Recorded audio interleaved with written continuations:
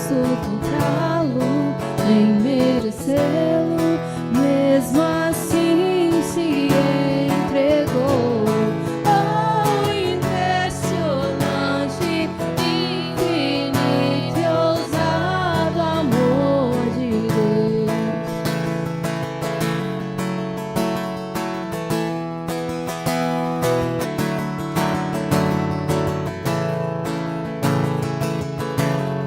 Inimigo eu fui, mas teu amor lutou por mim.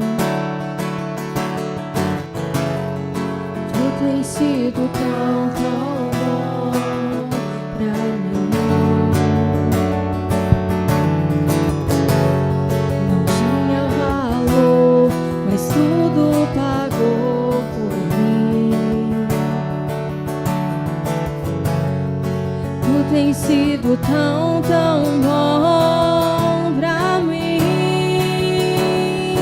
Oh, impressionante, infinito e ousado amor de Deus. Oh, que deixa as 99 só pra me encontrar. Não posso comprá-lo, nem merecê-lo, mesmo assim se entregou.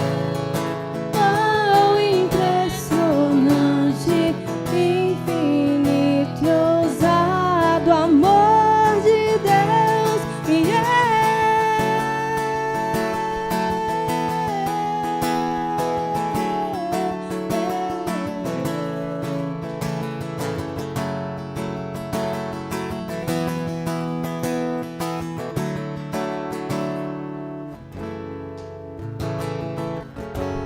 Traz luz para sombras, escala montanhas pra me encontrar. Derruba muralhas, destrói as mentiras pra me encontrar. Traz luz para sombras, escala montanhas pra me encontrar. Derruba muralhas, destrói as mentiras pra me encontrar. Traz luz para sombras, escala montanhas pra me encontrar. Derruba muralhas, destrói as mentiras pra me encontrar. Traz luz para sombras, escala montanhas pra me encontrar. Derruba muralhas, destrói as mentiras pra me encontrar.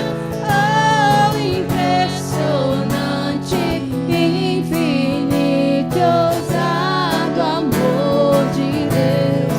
Oh, que deixa as 99 só pra me encontrar.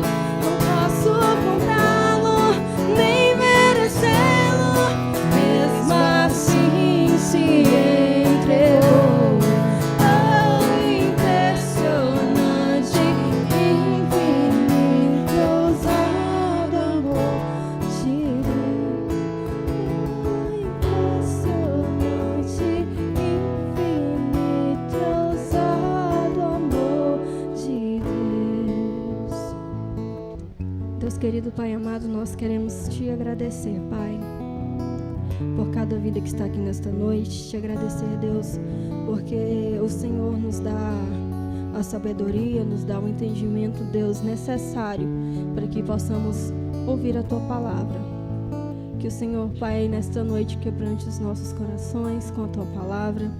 Que o Senhor, nesta noite, Pai, transforme a vida daqueles que necessitam do Senhor, daqueles que precisam, Pai, do Senhor, que clamam por dentro pelo Senhor. Deus, que o Senhor esteja, Pai, colocando o Teu Santo Espírito em cada vida, em cada pessoa, Pai, que está aqui nesta noite.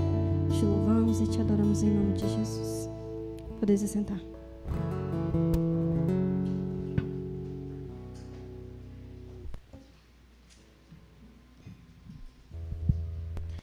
Boa noite na paz e na graça do nosso Senhor Jesus Cristo, a todos os irmãos e irmãs, amém? Quero convidá-los a abrir a palavra de Deus em Salmos, de número 98, que tem por título A Justiça do Senhor. Quero agradecer especialmente a todos os irmãos e irmãs que estiveram hoje pela escola dominical. Eu posso ser que esteja enganado em dizer que vou dizer, mas hoje pela manhã nós batemos um número recorde, né? Eu acho que dos quase 3 anos, foi um número assim, de quase 20 irmãos, muito bom. Vamos manter esse ritmo, né? De buscar realmente conhecer o Senhor, estudar a palavra, nesse ambiente de escola dominical. Salmos 98 diz assim: Cantai ao Senhor um cântico novo, porque Ele tem feito maravilhas. A sua destra e o seu santo braço lhe alcançaram a vitória. O Senhor fez notória a sua salvação, manifestou a sua justiça. Perante os olhos das nações, manifestou a sua justiça, lembrou-se da sua misericórdia e da sua fidelidade para com a casa de Israel. Todos os confins da terra viram a sua salvação, a salvação do nosso Deus. Celebrai com júbilo ao Senhor todos os confins da terra. Aclamai, regozijai-vos e cantai louvores. Cantai com harpa, louvores ao Senhor, com harpa e voz de canto, com trombetas e ao som de buzinas. Exultai perante o Senhor, que é Rei. Ruja o mar e a sua plenitude, o mundo e os que nele habitam.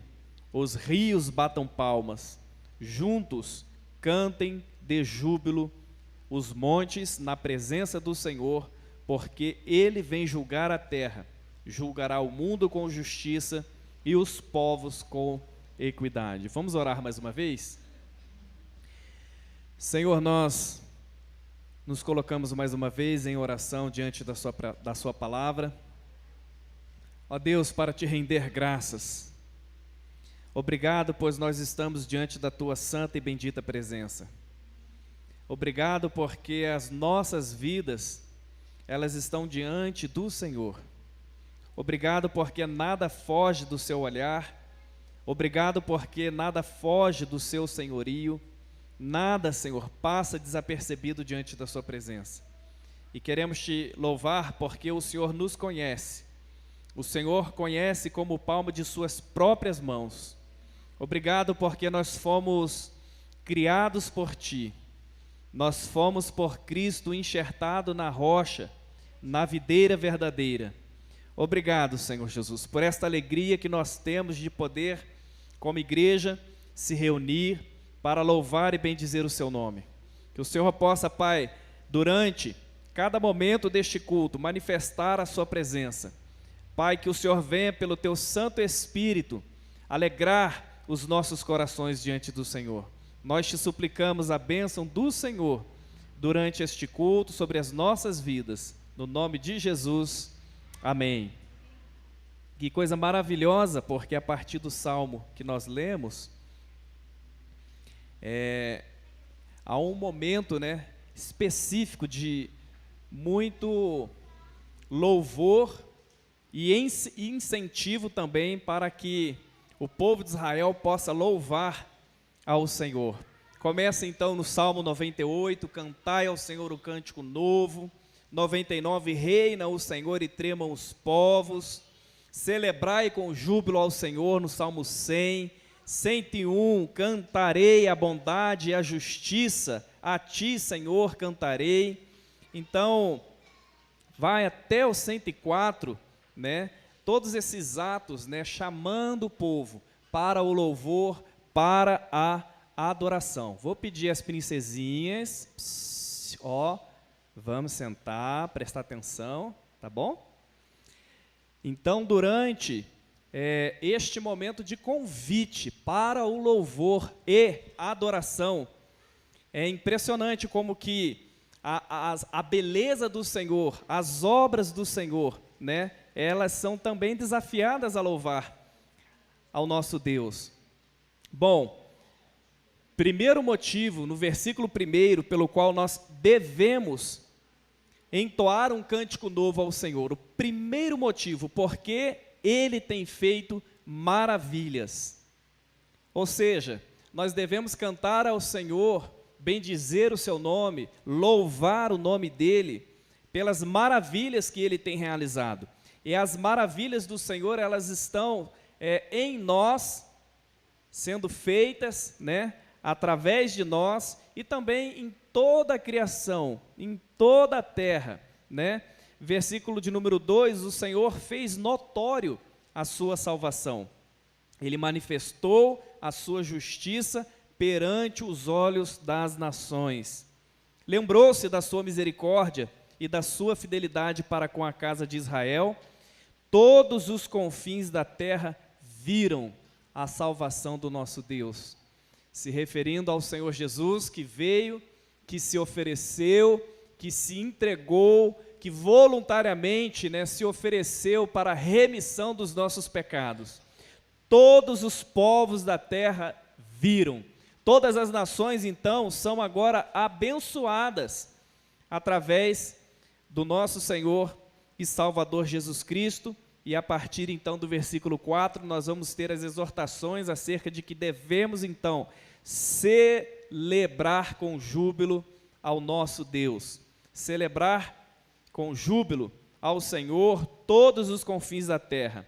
Regozijai-vos, cantai louvores, com harpas, com voz, com trombetas, com buzinas, são instrumentos, né, pelos quais nós podemos então externar, através dos louvores, a adoração ao nosso Deus. E o culto solene é este o momento oportuno para fazermos isso. Nós adoramos a Deus na beleza da santidade dEle no dia a dia, nós adoramos a Deus quando nós estamos em casa, nós adoramos a Deus quando saímos de casa para ir ao trabalho e passar o dia nos dedicando então às nossas atividades, nós estamos adorando a Deus. No culto solene, é a oportunidade que temos então de, como igreja, externar a nossa gratidão ao Senhor, por todas as bênçãos que Ele tem feito, pelas maravilhas que Ele tem realizado em nós e através de nós. Então nós fazemos isso com a igreja reunida, no nome do Senhor Jesus. É como se na criação nós podemos então observar, cada dia que o Senhor criava com a sua palavra uma das suas obras, Ele no final do dia, o texto do capítulo 1 de Gênesis diz, e viu Deus que o que havia feito era bom. Então veio manhã, tarde e um novo dia. E que cada dia da semana possamos criar também, junto com o Senhor, obras que glorifiquem o seu nome. E que no final do dia possamos então agradecer a Deus por tudo o que foi realizado, por tudo o que foi feito, e também poder glorificar ao Senhor por tudo que foi realizado. E que possamos então celebrar o nome do nosso Deus, como muitos pensam, que quando Deus descansou, depois de ter realizado todas as suas obras, Ele não descansou no sentido de deitar e dar uma cochilada. Não, mas Ele celebrou todas as suas obras que haviam sido criadas. E que possamos também ter, né, este mesmo espírito em nossos corações, no sentido de quando saímos da nossa casa e vimos para a igreja, que possamos também relembrar da segunda que passou, da terça, da quarta, da quinta, da sexta, do sábado, e no domingo colocar as nossas vidas diante do Senhor com os nossos corações alegres por tudo que foi realizado no decorrer da semana. Não vamos nos preocuparmos com o amanhã, não vamos nos preocupar com a terça e com os demais dias da semana que ainda está por vir, mas vamos colocar as nossas vidas diante do Senhor com os nossos corações gratos pela semana que tivemos. Amém? E gostaria de convidá-los a abrir no livro de 2 Crônicas, capítulo de número 7, nós vamos ler o versículo de número 14 e versículo de número 15.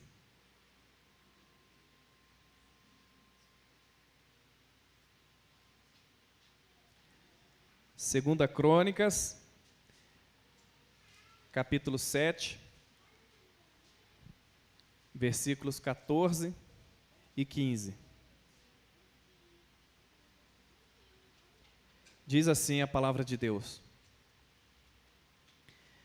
se o meu povo, que se chama pelo meu nome, se humilhar e orar e me buscar e se converter dos seus maus caminhos, então eu ouvirei dos céus, perdoarei os seus pecados e sararei a sua terra. Estarão abertos os meus olhos e atentos os meus ouvidos à oração que se fizer neste lugar. Apenas esses 2 versículos nós temos a revelação das Escrituras, dizendo que nós temos um Deus que ouve as nossas orações. Ele é um Deus que está, então, com os seus ouvidos atentos para o clamor que fizermos.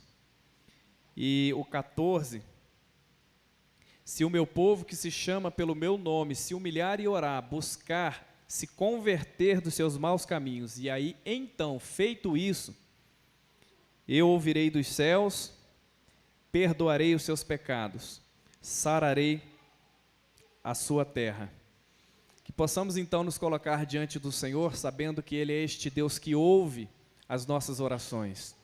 E vamos nos colocar diante dEle, apresentando a nossa própria vida, como uma terra que precisa ser trabalhada, como uma terra que precisa ser regada, como uma terra que precisa dar frutos, e que possamos então colocar-nos diante dEle, colocar as nossas próprias vidas com o coração contrito, com o coração humilde e também em oração, para que Ele possa nos perdoar, para que Ele possa nos sarar, para que Ele possa nos curar.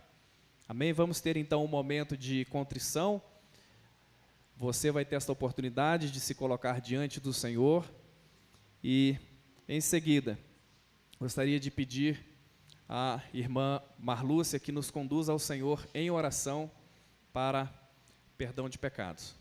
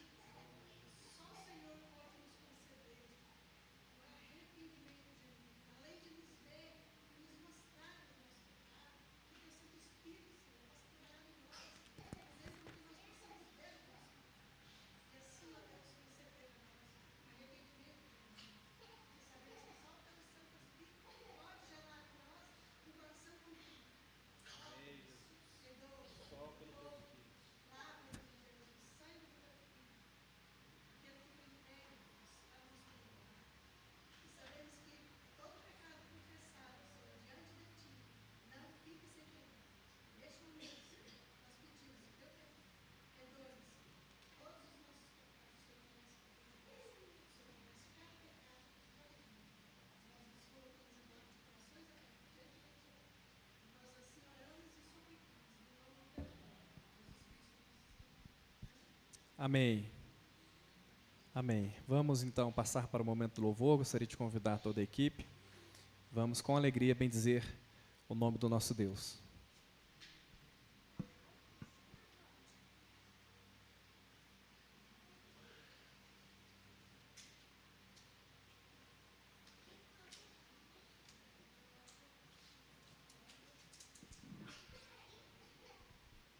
Convido os irmãos a ficarem de pé novamente.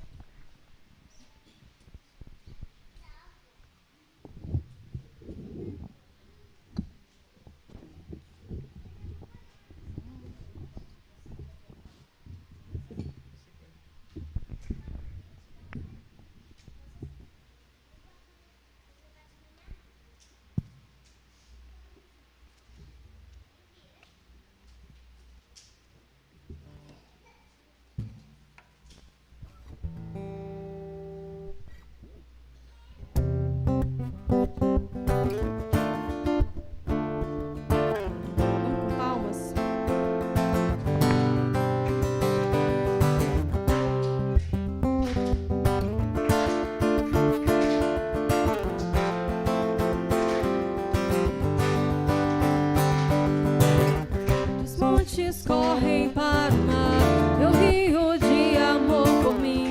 Eu abrirei meu coração, deixando a tua cura entrar. Me alegro por te pertencer, levantarei as minhas mãos. O teu amor me alcança e me faz louvar-te. Cantarei teu amor pra sempre. Cantarei teu amor pra sempre. Cantarei teu amor pra sempre. Cantarei teu amor pra sempre. Dos montes correm para o mar, teu rio de amor por mim. Eu abrirei meu coração, deixando a tua cura entrar. Me alegro por te pertencer, levantarei as minhas mãos. O teu amor me alcança e me faz louvar-te. Cantarei teu amor, cantarei teu amor pra sempre. Cantarei teu amor pra sempre. Cantarei teu amor pra sempre. O coração exultar, de alegria eu canto. Se o mundo conhecer a ti, ele se encherá com a tua alegria. Cantarei teu amor pra sempre. Cantarei teu amor pra sempre. Cantarei teu amor pra sempre. Cantarei teu amor pra sempre. Meu coração exultar, de alegria eu canto. Se o mundo conhecer a ti, ele se encherá com a tua alegria. Cantarei teu amor pra sempre. Cantarei teu amor pra sempre. Cantarei teu amor pra sempre. Cantarei teu amor pra sempre.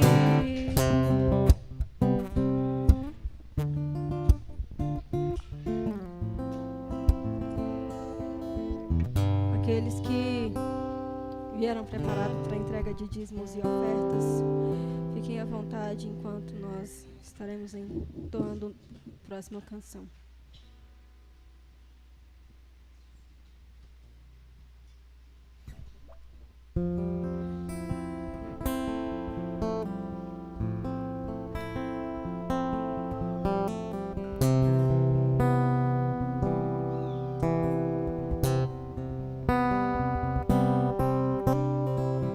Segura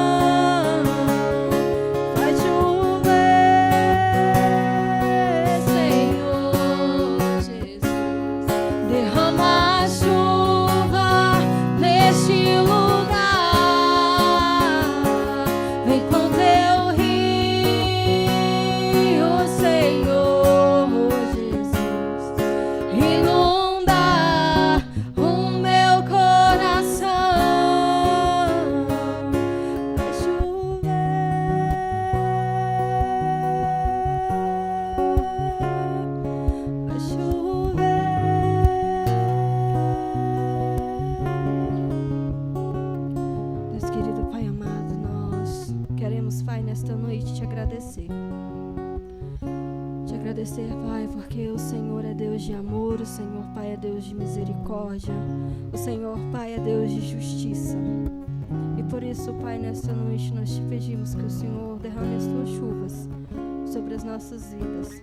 Que o Senhor, Pai, inunde o nosso coração com o teu amor, com a tua presença, com o teu Santo Espírito, com a tua graça, Pai. Que o Senhor inunde o nosso coração com a tua palavra, para que ela se enraize, Deus, no nosso coração. Para que essa semente plantada, Pai, ela floresça dentro de nós. Te pedimos, Pai, que o Senhor faça chover, Deus, sobre as nossas vidas, as chuvas de bênçãos que o Senhor tem preparado para nós e para cada um, Deus, que está aqui, cada um, Pai, que tem uma necessidade e sempre está na Tua presença te pedindo, Deus, Que o Senhor, Pai, esteja os abençoando, Pai, mas da forma que o Senhor sabe, que é muito melhor do que aquilo que nós planejamos, do que aquilo que nós pedimos. Porque o Senhor, Pai, é um Deus que vai muito além daquilo que nós pedimos, daquilo que nós pensamos. E por isso, Deus, nós te agradecemos, porque o Senhor é este Deus.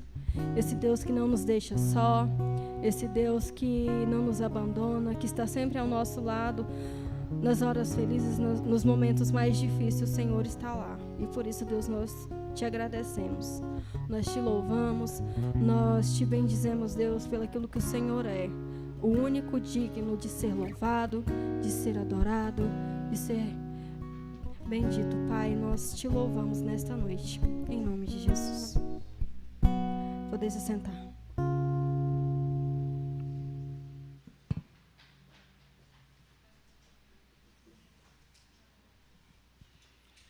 Gostaria de convidar as crianças à frente, nós vamos orar por elas, para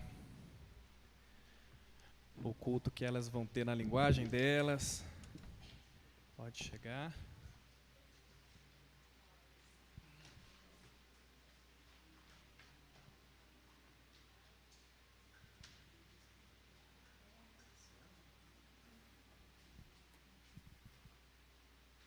Bem, vamos orar para as crianças? Poderia estender as mãos aqui, para que a gente possa orar, né? Sempre que eu tenho oportunidade, eu gosto de relembrá-los, né? As crianças, elas são o presente, né? A gente pensa sempre como o futuro, e às vezes a gente negligencia e esquece de investir, de gastar tempo, de se preocupar, mas elas são o presente, elas já estão aqui conosco, né? Então, a gente, às vezes, quando pensa no futuro, a gente, às vezes, negligencia ele. Então, vamos pensar que essas crianças aqui são o presente da igreja, né? E de fato, são presentes para a gente também, né? É a linguagem literal e figurada. Vamos levantar as mãos, então, e orar por elas. Senhor, nós te damos graças, Pai, por cada criança aqui, Senhor. Nós te damos graças pelas famílias delas, Senhor, que elas representam. Que o Senhor possa abençoá-las, Deus, que elas possam ser luz, Senhor, aonde for. Que os coraçõezinhos delas, Senhor, e a mente delas sempre estejam abertas para o Teu Evangelho, Senhor. E que elas sejam essa semente também do Teu Evangelho lá fora, Pai, na escola, onde quer que elas vão, Senhor. Que elas vão, Senhor. Então, nos abençoe, Senhor, que o Senhor nos capacite para que a gente consiga dar o tratamento adequado a elas, que a gente consiga, Senhor, educá-las da maneira correta, Senhor, para que elas sejam bênção, tanto no presente quanto no futuro, Pai. Nos ajude nisso, Senhor, em nome de Jesus. Amém. Deus abençoe. Nós vamos abrir a palavra de Deus no Velho Testamento, livro do profeta Joel. Nós vamos ler o capítulo de número 2, versículos de número 12 ao 17.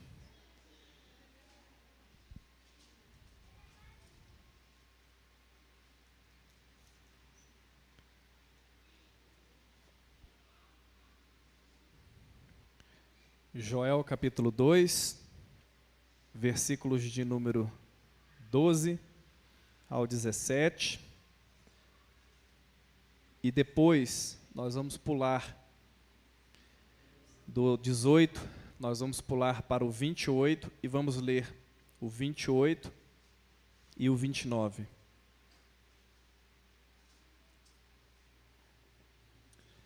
Diz assim a palavra de Deus: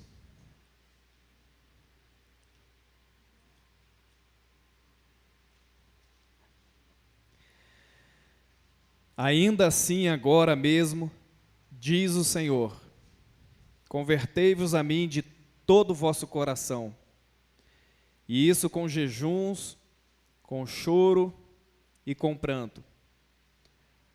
Rasgai o vosso coração, e não as vossas vestes. E convertei-vos ao Senhor vosso Deus, porque Ele é misericordioso, é compassivo, e tardio em irar-se, e grande em benignidade, e se arrepende do mal. Quem sabe, se não se voltará e se arrependerá, e deixará após si uma bênção, uma oferta de manjares e libação para o Senhor vosso Deus. Tocai a trombeta em Sião, promulgai um santo jejum e proclamai uma assembléia solene. Congregai o povo, santificai a congregação, ajuntai os anciãos, reuni os filhinhos e os que mamam. Saia o noivo da sua recâmara e a noiva do seu aposento. Versículo 17, chorem os sacerdotes, ministros do Senhor, entre o pórtico e o altar, e orem. Poupa o teu povo, ó Senhor, e não entregues a tua herança ao opróbrio, para que as nações façam escárnio dele. Porque hão de dizer entre os povos, onde está o seu Deus? Versículo 28 e 29. E acontecerá depois que derramarei o meu espírito sobre toda a carne. Vossos filhos e vossas filhas profetizarão. Vossos velhos sonharão e vossos jovens terão visões. Até sobre os servos e servas derramarei o meu espírito naqueles dias. Vamos orar mais uma vez? Senhor, nós queremos, no nome de Cristo Jesus, te agradecer. Te agradecer, Pai, pela exposição da sua palavra que foi lida. Te agradecer, Senhor, porque sabemos que a sua palavra, quando ela é lida, é o teu Espírito falando conosco, é a sua voz sendo, Pai querido, proclamada, e nós rogamos que o Senhor apenas nos conceda graça em transmitir e ouvidos sensíveis para ouvir a sua voz. Dai-nos também, Deus, a oportunidade de sairmos daqui com os nossos corações dispostos a obedecer a sua palavra, obedecer a voz do Senhor. Assim nós oramos e te agradecemos no nome de Jesus. Amém. Nós estamos aqui diante de um contexto em que o profeta Joel, profetizando para Jerusalém, Jerusalém ainda a cidade que não havia sido levada cativo, pois apenas Judá ainda não tinha sido levada para o cativeiro. A parte norte, as 10 tribos que faziam então parte, das 10 tribos que faziam parte então da parte norte, capital então Samaria, já havia sido levada para o cativeiro. O rei da Assíria, no ano de 736, invade Samaria e leva então toda a parte norte para o cativeiro. Então eles retiram os moradores de Samaria, levam para a Assíria e pegam outros moradores que já se encontravam na Assíria e levam para Israel. De modo então que os moradores de Israel já não faziam mais parte de um plano eterno de Deus, de modo que agora estes habitantes de Israel eram povos estranhos à aliança com o nosso Deus. E o povo então de Israel já se encontra no cativeiro, toda a parte norte, tendo então um total de 10 tribos. Agora restava apenas a parte sul, ou seja, apenas a tribo de Judá que se encontrava então em Jerusalém. E agora a parte sul, a tribo de Judá, começa a ser ameaçada pelo rei Nabucodonosor. Agora a Babilônia, capital de todo o império, quando destrói o rei da Assíria, assume então a liderança, e agora a Babilônia começa a invadir todos aqueles outros lugares que a Assíria ainda não havia invadido. E Jerusalém está agora numa situação muito delicada. O povo está temeroso, o povo está com medo. Porém, a gente percebe que tudo o que o povo está vivendo, já aproximadamente no ano de 586, alguns anos depois que a parte norte foi levada cativa, o povo de Judá havia abandonado o Senhor.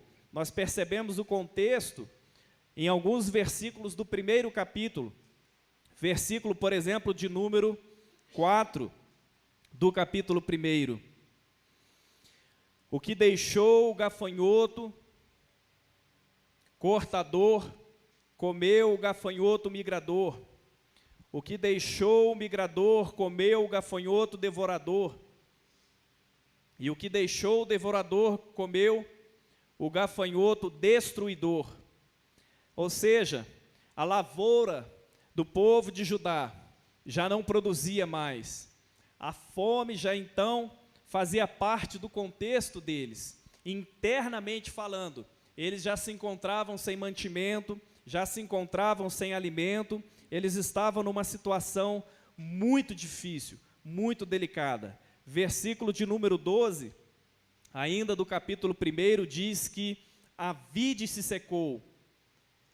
Versículo 12, a figueira se murchou, a romeira também, a palmeira e a macieira, todas as árvores do campo se secaram.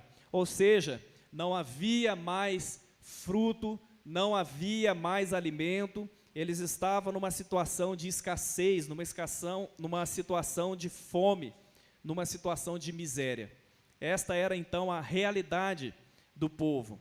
Versículo de número 17 e 18, ainda do 1º capítulo, mostra-nos, né, a realidade deste contexto, deste cenário que o povo estava vivendo. Versículo 17 diz que a semente mirrou debaixo dos seus torrões. Ou seja, o migrador, o cortador, tudo aquilo que eles haviam plantado já havia sido destruído por estes gafanhotos. Aquilo que restava, aquilo que eles ainda tinham de semente, agora eles plantam na esperança de poder então ter o trigo, na esperança de poder ter a comida. E quando eles lançam a semente no solo, versículo 17 diz que a semente mirrou debaixo dos torrões, ou seja, a semente não nasceu. Aquilo que lhes restavam apenas de esperança para poder então poder comer, o texto diz no versículo 17 que a semente mirrou. Versículo 18, como geme o gado, as manadas de bois estão de modo inquieto, porque não tem pasto, também os rebanhos de ovelhas estão perecendo. Este era o cenário do povo de Judá, o povo de Deus. Lembrando que para com Judá o Senhor firmou uma aliança eterna. A parte norte já havia se perdido, mas ainda a parte sul, Judá, a tribo de Judá, havia ainda mantido a aliança com Deus. E este então era o cenário que o povo se encontrava. Então, entra o capítulo 2. O capítulo 2 é um convite para um clamor, é um convite para, diante de todas as adversidades que eles estavam vivendo, se retornarem ou voltarem ao Senhor. Então, no capítulo 2, nos versículos que nós lemos, ainda assim agora mesmo diz o Senhor, convertei-vos a mim de todo o vosso coração. É o profeta agora dirigindo a palavra do Senhor ao povo que se encontrava nessa circunstância, em escassez total, em muita miséria, em muita fome. Convertei-vos a mim de todo o vosso coração. Nós não estamos vivendo dias diferentes, apesar de haver alimento, apesar do Brasil estar exportando alimento e abastecendo o celeiro de muitos países, nós estamos vivendo dias difíceis. Nós estamos vivendo dias em que há uma perseguição declarada sobre a igreja. Esta é uma perseguição de cunho ideológico. Esta é uma perseguição em que tentam minar a nossa fé em Deus. Nós estamos vendo e vivendo dias em que não há mais sequer um respeito para com aqueles que se declaram cristãos ou que se declaram religiosos. Parece que o mal está sobressaindo de tal forma que fazer o bem, que fazer aquilo que é certo, está se tornando vergonhoso diante de uma sociedade que tem prazer em fazer o mal. O Senhor Jesus, no seu ministério terreno, falava que as obras das trevas são feitas, no calar da noite, a fim de que não fossem vistos pelos homens. E o que nós temos percebido hoje é que está havendo uma mudança, em que fazer o bem muitas vezes se faz no oculto e fazer o mal faz à luz do dia, de modo que todos veem e que todos inclusive louvam e que todos inclusive aplaudem. Nós estamos vivendo dias em que, quando falamos com os nossos filhos, parece que eles não entendem aquilo que nós estamos falando, porque eles estão cercados de tantas outras informações, de tantas outras doutrinas, muitas delas diabólicas, muitas delas malignas. Nós estamos correndo, contra um sistema e que se utiliza de todos os meios para que o mal seja, de algum modo, proclamado, estabelecendo assim o trono de Satanás. Nós estamos diante da internet que conecta pessoas 24 horas por dia. Aquilo que falamos do púlpito, ou aquilo que falamos de dentro de nossas casas, tentando de alguma forma educar os nossos filhos, eles, a palma da mão, são orientados por diversos blogueiros, por diversos youtubers que são contrários à palavra de Deus.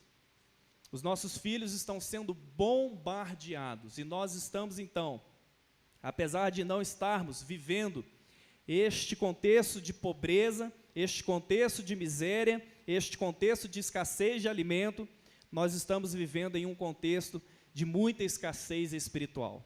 Nós estamos vivendo um deserto espiritual, talvez como nunca vivido na história da igreja.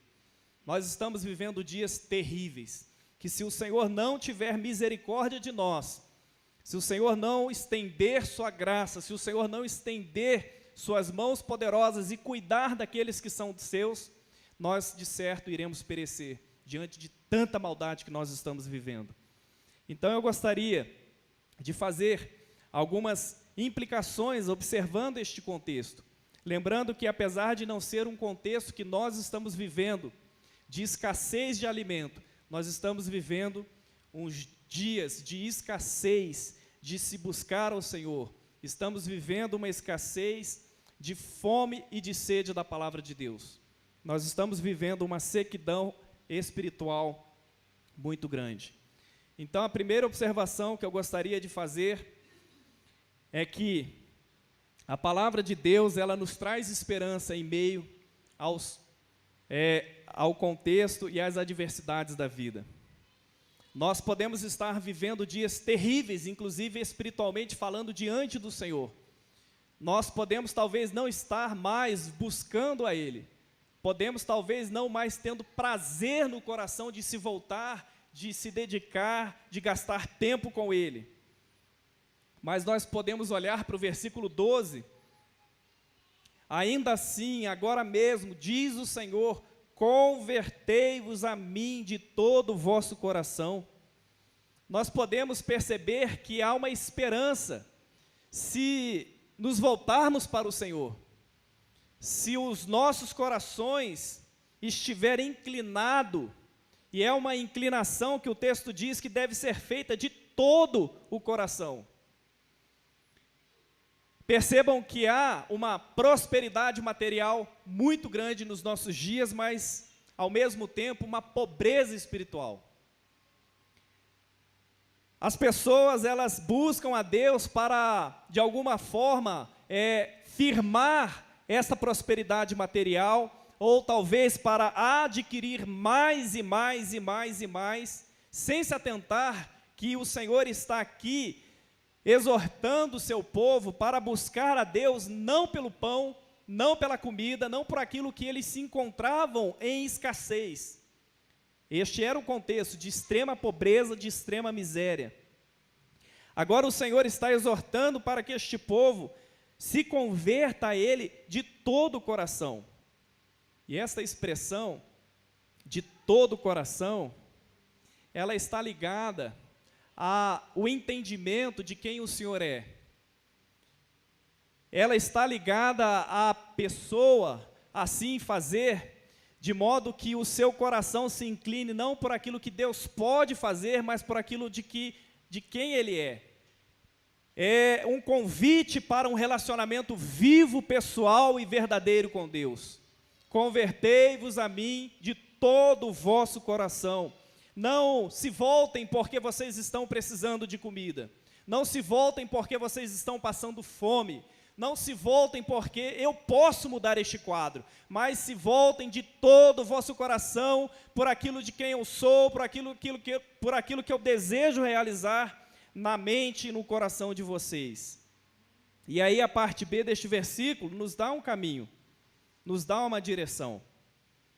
E isto, ou seja, convertei-vos a mim de todo o vosso coração com jejuns. Nós sabemos que o jejum é quando nós nos dedicamos à oração, quando nós nos dedicamos à meditação da palavra, nos abstendo de alimento. É quando nós falamos para a nossa própria alma, para o nosso próprio corpo que deseja a comida terrena, que nós queremos, na verdade, a comida celestial. É quando eu falo para o meu próprio corpo que deseja comer um pão, mas que a nossa alma deseja se alimentar do pão vivo que desce do céu, que é o Senhor Jesus, que deseja alimentar a nossa vida espiritual, e só Ele que pode matar a nossa fome espiritual. Então, o jejum, apesar de estar ligado diretamente com a abstinência de alimento, é quando eu entendo que existe um outro alimento que é superior e é melhor do que qualquer prato, do que qualquer comida, por mais deliciosa que ela seja. Então, nós devemos buscar ao Senhor entendendo que a comida que Ele tem para nos dar é melhor do que aquela que a terra tem a nos oferecer. E aí também nós devemos fazer isto com choro e com pranto. Precisamos nos colocar diante do Senhor, precisamos nos voltar para o Senhor, precisamos nos inclinar diante dEle e derramar lágrimas, lágrimas de arrependimento, pedir para que Ele possa regar esta terra seca que muitas vezes pelo contexto, pela circunstância, pelos modismos, pelo corre-corre, pela agitação, por tantas coisas que o mundo vai nos envolvendo e nós, muitas vezes, sem perceber, somos engolidos por tantas coisas que o mundo nos oferece e o nosso coração se seca diante do Senhor. O nosso coração perde a alegria de se voltar ao Senhor. O nosso coração perde o prazer de se derramar diante dEle. Convertei-vos a mim de todo o vosso coração, com jejuns e com choro. Quantas vezes você tem chorado diante do Senhor? Porque chorar diante do Senhor é entender a nossa condição espiritual diante dEle. É nós percebermos que nós estamos tão longe de sua vontade e que devemos então retornar apressadamente com jejuns, com choro e com pranto, clamar: Senhor, tem misericórdia de mim. Atrai o meu coração de volta ao Senhor, alegra o meu coração diante da sua presença. Não é que aqueles que vivem na presença do Senhor não pecam. Não, o texto não está dizendo isso. Pelo contrário, quando nós estamos diante da presença do Senhor e pecamos contra a sua vontade, nos derramamos diante dEle com jejuns, com lágrimas, com pranto, com choro, com o coração quebrantado, pois nós sabemos que quando pecamos, ferimos o seu caráter, ferimos a sua santidade, e por isso nós então nos voltamos para Ele.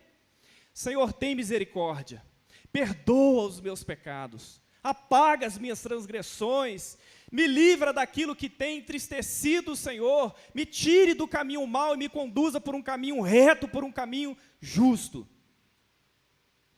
Então não é que os eleitos do Senhor, que vivem em santidade, não pequem. Pelo contrário, quando ele peca, ele se volta com jejum, ele se volta com pranto, ele se quebranta diante do Senhor. Porque aqueles que talvez já não desejam mais a presença do Senhor, aqueles que já vivem numa prática recorrente de pecado, se encontram tão longe que não são capazes mais de chorar pela sua própria condição espiritual diante do Senhor. O coração já se encontra tão longe que ele já não sente mais a necessidade de se voltar para o Senhor. O coração já se encontra tão distante da graça, do amor, da bondade, do zelo, do aconchego do Senhor, que ele peca deliberadamente, ele já não sente mais pelo seu pecado, pois o seu coração está longe do Senhor. Quanto tempo faz que você não chora? Talvez você possa me responder dizendo que não há mais com que se preocupar na sua condição de vida com Deus. Agora percebam que a partir do versículo 13, a exortação ainda continua, está atrelada ao versículo 12. Rasgai o vosso coração, não as vossas vestes, convertei-vos ao Senhor vosso Deus. Este rasgar o vosso coração e não as vossas vestes,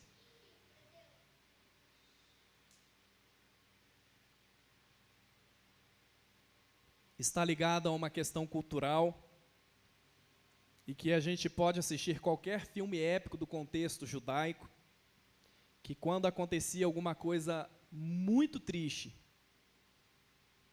eles rasgavam suas vestes, eles jogavam pó sobre suas cabeças, por conta de que o acontecido traz tanto peso sobre eles. E esta questão pessoal, familiar, que acontecia e que eles então rasgavam suas vestes, se tornou também algo de cunho religioso. E aí nós vamos ver diversos líderes religiosos, sacerdotes, reis, rasgando as vestes diante de situações terríveis que sobrevinham sobre o povo de Deus. Agora se tornou algo mecânico.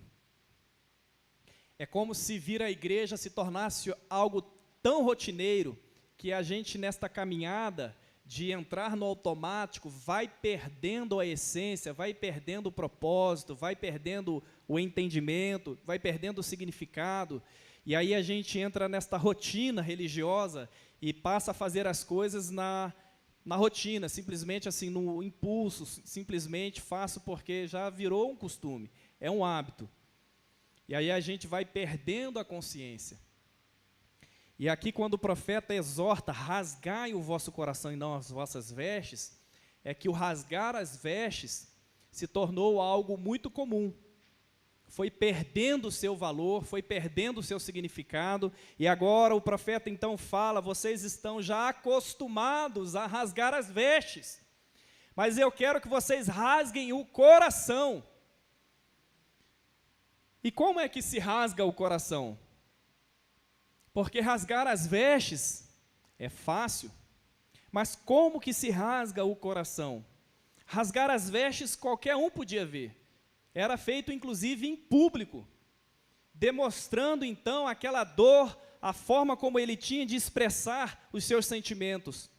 Agora o Senhor está dizendo, não, eu não quero que você faça isso, simplesmente porque já virou algo comum, mecânico e rotineiro, mas rasgue os vossos corações, ou rasgue o vosso coração. Este rasgar o coração está justamente quando nós damos um basta ao pecado, quando nós nos posicionamos diante de Deus, quando nós nos voltamos para Ele com oração, com jejum, com pranto, e nós simplesmente rasgamos os nossos corações diante dEle, clamando por sua bondade, por sua misericórdia. É diante de Deus, é um ato pessoal, é um ato particular que individualmente fazemos diante do Senhor. Agora nós devemos fazer isso na certeza de que estamos diante de um Deus que é misericordioso. Versículo ainda de número 13. Rasgai os vossos corações, ou o vosso coração e não as vossas vestes. Convertei-vos ao Senhor vosso Deus, porque Ele é misericordioso. Ele é compassivo, Ele é tardio em irar-se, Ele é grande em benignidade, Ele se arrepende do mal. O profeta Jonas recebe uma mensagem da parte de Deus para que ele se dirigisse até Nínive e proclamasse a palavra de juízo contra Nínive, e o profeta Jonas foge, não pelo fato simplesmente que ele não queria obedecer a Deus. O profeta Jonas faz um caminho contrário à direção da cidade de Nínive, porque ele sabia que se ele pregasse a palavra de Deus, se o povo se arrependesse, Deus iria usar de misericórdia. E o povo de Nínive, que é justamente o mesmo povo, o povo da Babilônia, que está aqui cercando Jerusalém, este era um povo cruel, um povo que estava diante de Deus já no seu limite para Deus exercer juízo sobre este povo. Então, o que na verdade o profeta Jonas queria era que Deus destruísse a cidade de Nínive, que Deus exercesse juízo sobre aquele povo. Por isso que ele foge. Mas Deus é misericordioso, Deus é longânimo, Deus é benigno, Deus ele é compassivo, ele se arrepende do mal quando o povo se arrepende dos seus pecados. Ele estende graça, ele estende misericórdia. Então, depois de toda a história do profeta Jonas está lá no navio, que o navio então jogam ele para baixo e o peixe vai justamente deixá-lo em Nínive, para que Jonas pudesse pregar a palavra de Deus, e foi justamente o que aconteceu. Eles rasgaram as vestes, eles simplesmente começaram a jejuar, eles se voltaram para o Senhor, e aí nós estamos falando de um povo que não conhecia Deus, nós estamos falando de um povo mau, de um povo sanguinário, de um povo que Deus estava prestes a vomitar da face da terra. Quando eles ouvem a palavra, eles se arrependem. Eles se convertem ao Senhor, e Deus muda o seu desígnio, muda a sua sentença para com aquele povo. Agora nós estamos num contexto em que não é um povo estranho à voz de Deus. Vamos para o versículo de número 15. Tocai a trombeta em Sião, promulgai um santo jejum, proclamai uma assembleia solene, congregai o povo, santificai a congregação, os anciãos, ajuntai os anciãos, reuni os filhinhos e os que mamam, saia o noivo da sua recâmara e a noiva do seu aposento. O juízo começa pela casa de Deus. Percebam que Jonas, quando recebe a mensagem do Senhor, prega a palavra de Deus em Nínive, eles se arrependem, e o Senhor se arrepende do mal que havia de fazer também sobre aquela nação. Agora esta nação não conhecia o Senhor, e nós estamos aqui diante de um povo que foi um povo escolhido por Deus. Estamos diante de um povo que conhecia a Deus. Tocai a trombeta em Sião. Este tocar a trombeta está ligado justamente a juízo de Deus que deveria começar sobre o povo de Deus. O povo de Deus, ele é chamado a se colocar diante do Senhor em arrependimento. Deus não tem compromisso com o mundo. Deus não tem compromisso com aqueles que se encontram já entregues ao pecado. Deus não tem compromisso com aqueles que fazem parte do reino de Satanás. O juízo de Deus começa pela igreja, porque é a igreja que conhece o Senhor, é a igreja que tem que temer ao Senhor, é a igreja que tem que ser luz, que tem que ser referência, que tem que ser o sal deste mundo, desta terra. Então nós é quem somos chamados para estar diante de Deus. Deus não tem compromisso com o mundo, e sim conosco, como igreja dele. E percebam que aqui o convite é para todos. Congregai o povo, santificai a congregação, ajuntai os anciãos, reuni os filhinhos, reuni os que mamam, ou seja, dos mais pequenos aos mais idosos, todos devem comparecer diante do Senhor, todos devem se colocar diante dele com pranto, com choro, rasgar o coração e fazer isto com jejum.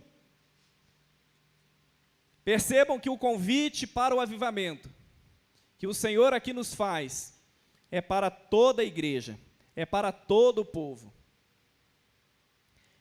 E no versículo 17, isso nos mostra que os líderes devem, conforme já vimos no contexto de Neemias, puxar esta caravana do avivamento.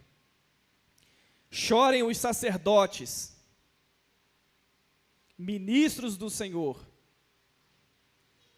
entre o pórtico e o altar, e orem: poupa o teu povo, ó Senhor, e não entregues a tua herança ao opróbrio, para que as nações façam escárnio dele, porque hão de dizer entre os povos, porque onde está o seu Deus? Nós somos chamados diante do Senhor, como representante do povo de Deus, a nos colocarmos na brecha, para clamarmos ao Senhor, rogarmos ao Senhor por um avivamento. Eu creio que a única resposta de Deus capaz de mudar todo um cenário de pobreza espiritual é um avivamento espiritual. Porque um avivamento espiritual muda todo o cenário.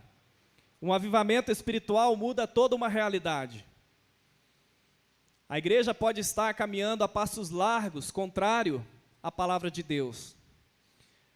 Todas as regiões que os apóstolos passaram, os pais da igreja, no Oriente Médio, do 1º ao 7º século, hoje nós temos uma outra realidade.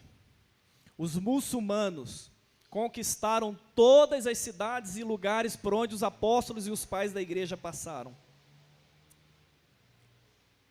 Na Europa, as igrejas estão se tornando em mesquitas. Nós temos cenários como, por exemplo, do liberalismo teológico invadindo as nossas igrejas, os nossos seminários.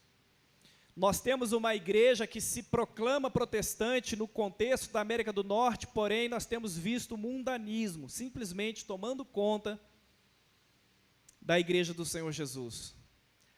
Aquilo que é certo está se tornando, na verdade, prazeroso em fazer aquilo que é errado. Nós estamos diante de um cenário de extrema pobreza espiritual. E o homem por si só, ele não pode se voltar para Deus. Se o Senhor não usar de misericórdia, se o Senhor não enviar a porção dobrada de seu Espírito para tocar os corações endurecidos pelo pecado, é impossível o homem se voltar para Deus. Mas nós cremos que Deus, ele é misericordioso, que Deus, ele é bondoso, de que Deus pode enviar o seu Santo Espírito e mudar todo o cenário que nós, como igreja, estamos inseridos. E às vezes o cenário não vai acontecer num contexto coletivo. Às vezes o avivamento não vai acontecer distante de nós, porque Deus deseja avivar o meu e o seu coração. Se eu individualmente, se você individualmente se colocar diante do Senhor, pedir por um avivamento, pedir por uma transformação, pedir por uma mudança, Deus há de derramar do seu Espírito e nós vamos viver o versículo 28. E acontecerá depois que derramarei o meu Espírito sobre toda a carne. Os vossos filhos e as vossas filhas profetizarão, vossos velhos sonharão, vossos jovens terão visões. Até sobre os servos e sobre as servas derramarei o meu Espírito naqueles dias. Meus irmãos, nós não podemos ficar em paz com os nossos corações descansados quando saímos das nossas casas e vemos os botequins lotados, as praças cheias, como se o horário de estar na casa do Senhor buscando a sua presença fosse algo penoso demais para ser feito. Mas eu creio que quando Deus derrama do seu Espírito sobre toda a carne, uma cidade se volta para o Senhor, um estado se volta para o Senhor, um país se volta para o Senhor. Foi isso que aconteceu no avivamento, por exemplo, do século XVIII na Inglaterra, quando todos estavam longe da presença de Deus, o Senhor derramou um avivamento poderoso sobre aquela nação, e toda aquela nação se volta para o Senhor, e este avivamento influenciou todas as esferas, todas as camadas da sociedade, não apenas a igreja. O avivamento se derramou sobre tal modo sobre a sociedade inglesa, que os juízes usavam luvas brancas em seu julgamento, em sinal à santidade do Senhor. E eu creio que Deus é poderoso a começar de mim, a começar de você, da igreja dele, um avivamento tal que mude todo o cenário onde nós estamos inseridos. Eu creio as irmãs que trabalham no contexto de educação, um avivamento vindo sobre você, e este avivamento sendo espalhado sobre todos os seus alunos, sobre todas as casas, sobre todas as famílias, mudando e transformando cada coração. É só o Espírito Santo que pode alcançar o coração do homem.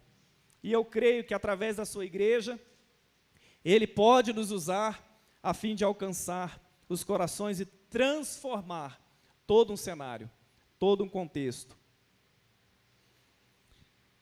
Vamos então orar, pedir para que o Senhor venha nos despertar.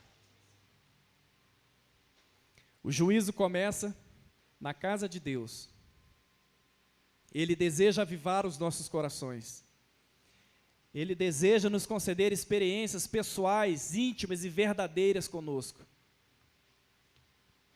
Que o Senhor possa gerar no seu coração desejos intensos de buscar a sua vontade. Que o Senhor possa gerar nos nossos corações desejos maravilhosos de buscar meditando na palavra dEle. Da mesma forma como nós encontramos prazer e alegria em passar horas diante de uma série, diante de tantas outras coisas que realizamos no nosso dia a dia, que você possa encontrar deleite, que você possa encontrar também alegria, que você possa encontrar prazer em buscar o Senhor. Convertei-vos a mim, diz o Senhor, de todo o vosso coração. Que seja então um retorno à vontade de Deus, de todo o coração.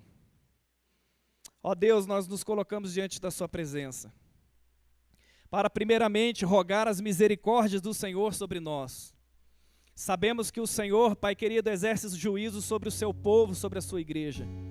E que o Senhor possa, Senhor, exercer do seu juízo sobre nós como igreja, avivando os nossos corações. Ó Deus, trazendo de volta, Senhor, ao centro da sua vontade, de onde nós nunca deveríamos ter saído. Atraia os nossos corações a Ti, porque por mais que há um desejo em nossos corações de se voltar ao Senhor, falta-nos a força, mas a Ti pertence o poder, a Ti pertence a glória, a Ti pertence o domínio, pois as nossas vidas estão seladas eternamente para sermos propriedade, Pai amado, exclusiva do Senhor. Então atraia os nossos corações a Ti. Ó Deus, desperta as nossas vidas, renova as nossas forças, fortalece-nos pelo Teu santo e bendito Espírito.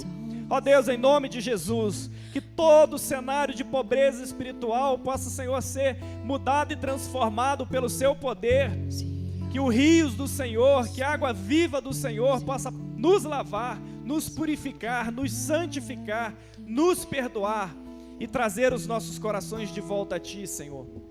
Nós rogamos, Pai, e clamamos o Senhor, pois somente é o Senhor quem pode todas as coisas.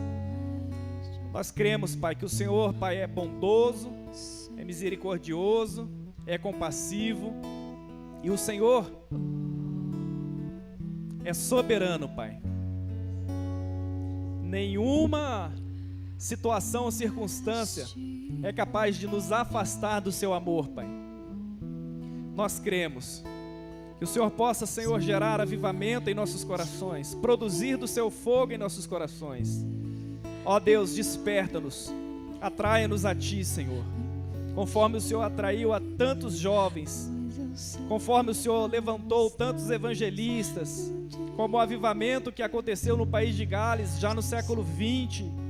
Ó Deus, uma cidade, um país entregue ao pecado, se converteu ao Senhor e os templos passaram, Pai querido, a viver cheios, e a Sua presença, Senhor, começou a se manifestar de modo abundante sobre todos aqueles que se voltaram ao Senhor. Ó Deus, a começar do meu coração, a começar do coração do Seu povo, queremos, Pai, dar um passo de retorno ao Senhor, confessar os nossos pecados diante de Ti, pedir perdão, clamar ao Senhor por Sua misericórdia. Que o Senhor, Pai querido, possa nos alegrar diante do Senhor e não nos entregar ao opróbrio, à tristeza, ó Deus, e à escassez espiritual. Que o Senhor possa, pelo Teu Santo Espírito, alegrar os nossos corações diante da Sua presença, Senhor. Nós cremos que o Senhor deseja fazer obras maravilhosas em nós e através de nós. Que o Senhor possa, Pai querido, através de nós, abençoar todos aqueles que nos cercam, Pai. Que possamos ter uma palavra do Senhor, aqueles que se encontram distantes de Ti, aqueles que já se encontram totalmente entregues, Pai. Que o Senhor venha nos usar para o louvor da Tua glória, avivados diante do Senhor e atentos àquilo que o Senhor deseja realizar. Que o Senhor possa nos usar para o louvor da Tua glória. É assim que nós oramos e Te agradecemos, no nome de Jesus. Amém. Amém. Que Deus nos abençoe, nos conduza em graça e nos use para a glória dEle. Amém. O Senhor te conceda uma semana de paz, de livramento, uma semana guardada por Ele. Amém. Terça-feira, culto das irmãs, mães que oram pelos filhos na casa da irmã Ildenê. Quinta-feira os jovens já sabem da reunião, e sexta-feira o curso de capacitação para líderes de pequenos grupos. Amém? Deus abençoe, meus irmãos, minhas irmãs, uma ótima semana. Só em Ti confiarei, eu nada temerei, em frente eu irei, pois eu sei que vivo estás, que um dia voltarás do céu pra nos buscar, pra sempre.